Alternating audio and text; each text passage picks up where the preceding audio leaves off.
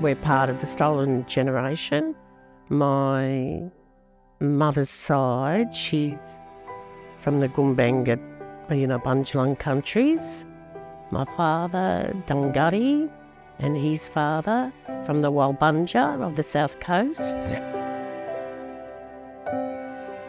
We grew up in lots of different places. We lived in Barraville, we lived in Taree, we lived at Foster. I remember we used to live on the, creek beds, enjoyed those. It was like camping out for the night and maybe for a week. Dad and Mum and the kids and the brothers and the sisters, we all camped on those creek beds. They were wonderful times. I remember, living on the Barraville Mission on many occasions, and that was always fun with the kids because you'd always have lots of kids on the Aboriginal Mission at Barraville, and we'd have great times and great games and enjoy that. I think it was sort of embedded in our everyday life. Sometimes we didn't realise that it was just a part and parcel of what we do as a people and a family. So things around hunting and gathering, or things around, you can't eat that fish because it's part of your, totem and things like that. And it was very Aboriginal. Everything we did was about Aboriginal ways of knowing and doing, and we understood that. I guess Dad was conscious of the welfare and, ensured that we were like 10 steps ahead, I guess. Of course, Mum and Dad wouldn't have want their children to be removed, so that was always on the back of their minds. Like all Aboriginal families, they wanted to make sure that their families were looked after, and Mum and Dad really did that sort of thing. But we ended up in Barraville, back on the mission there, and Mum and Dad wasn't there. They were attending to one of our other siblings, and we ended up in the homes, 5 of us, 2 older brothers and the 2 younger sisters, and myself. My brothers went off to Kinchela, and us girls, we went to a place called Olivetti at Edgecliff, which is run by the Sisters of Charity. To me, back then, it was a big mansion.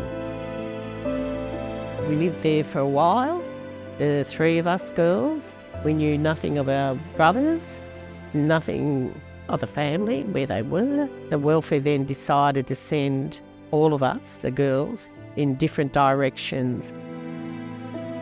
I ended up at a place called Riverston with a Hungarian family. My name wasn't Louise Campbell anymore, it was Louise Desgy. I spoke Hungarian, ate their Hungarian food, went to Hungary, visited their family, did everything with the foster family. They owned a farm, so I learnt how to milk the cow, bring the cow in, milk it. The cow was a big thing, but, it was the way that I was able to make a little bit of money for myself. I loved swimming. I was a competitive swimmer back in the 60s and did a lot of swimming at Riverston.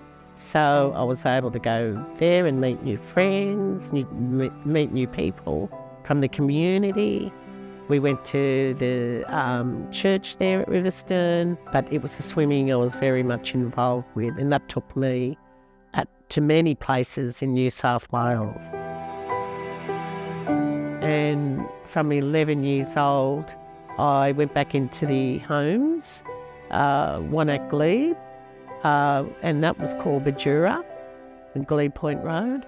And I didn't realise until later that my brother Richard was down the road at Royalston Boys Home. Here we are, so close but yet so far. So I was there for a number of months until I was then transferred to a home out of Guildford called Linwood Hall. And then I ended up staying there for about a year. and moved up to Cessnock to another foster family, Scottish family. It was there that I stayed with them up until I was about 16, maybe 17, and went through Catholic schools from Cessnock to Lochinvar. And it's amazing. I'm working back here in the diocese. Apart from studying teaching and law, I ended up working for Aboriginal organisations, community organisations, the New South Wales Aboriginal Land Council. And it was that job that really took me around New South Wales to, help our people, help my people claim land under that particular process. Mind you, before that, we ended up trying to all get together in the 80s when my father passed away, our dad. But it was his lifetime, goal to find his kids again, which he did. But we ended up able to get all together again as a family down the south coast, which was really, really a great thing. So that was a big, big challenge. We have lots of questions, but as life went on, we were able to find a peaceful place, and that was really good for my mum and dad. With our siblings, we're very much in contact with each other, which has always been wonderful. And we're able to share our stories, each of us.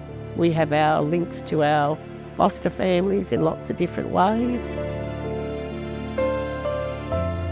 With NAIDOC coming up soon, one of the big themes, I guess, for NAIDOC is for our elders, which I think is important, because people like us, we're probably the last of those people we call the stolen generation.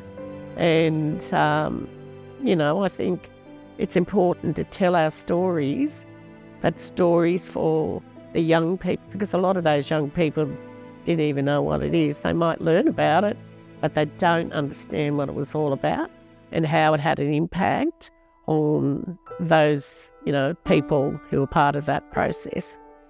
And it is education, and it's about letting young people know, who will be our decision makers one day, that we shouldn't have something like that. Yes, I know that a lot of kids have been taken out of their home under new different ways, out of home care, and that can be troublesome for those children and those families. And I know that our agency, Catholic Care, are really looking after, their best interests or the interests of the culture, and making sure that those Aboriginal children in out-of-home care, that their cultural interests are looked at. And that's so important. And employing Aboriginal people in those positions who can best support and help those families. We're all elders now, we've all grown up, and don't forget, there is a very marginalised group of people in this country, in our state, in this diocese, and that we need to be either partners with our Aboriginal Torres Strait Islander people to be able to move forward and get the best outcomes for them. I know we are trying very hard in this diocese, and hopefully we can work better, in better ways, more strategic, and to ensure that we are a major part of this community, because I think that Aboriginal history is Australia's history.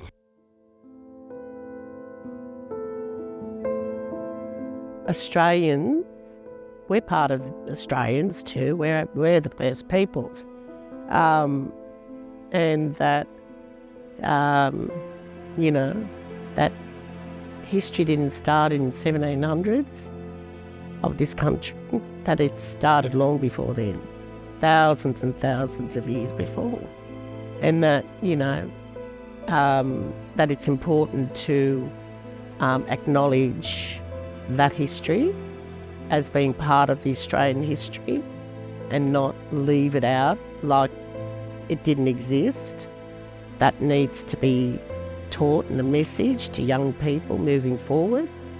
The other thing is that they are now in a position to have information because we're able to do this now as Aboriginal people and have opportunities to tell our story, tell, the impact of particular policies that have happened in the past by governments and how that can have serious impacts and repercussions on the lives of not only those people who were first impacted on, i.e. the stolen generations, but also